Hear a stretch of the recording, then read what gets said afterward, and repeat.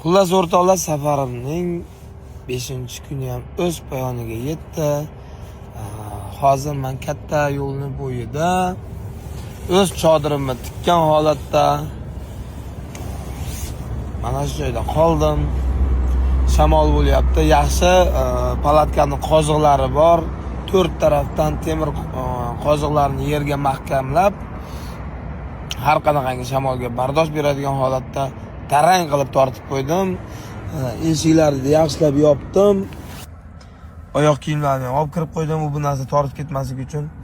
Zamovlar yopilgan, palatka mustahkam, xudo xolasa.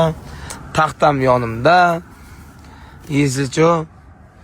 Xullas, barchaga xayrli tun. Bugungi tunni yolg'iz o'tkazaman, xudo xolasa. Lekin uyqu keldi. Ba'zi shitir ovoz eshitilyapti. Yovoy haligi ko'chadagi itlar o'tyapti shekilli. Odam hadiksiraydi. Lekin cho'chimaymiz. Spesial nimalarimiz ham bor, orужиyalarimiz, ya'ni pichoq, mana nima deydi, qoshiqdonni ichida pichoq ham bor.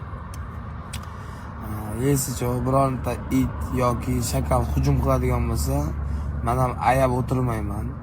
Tegirmonga tushsam, bir qop un ko'tarib chiqaman deydi-yu. Xuddi shunga o'xshab keladigan bu narsalar ehtiyot bo'linglar.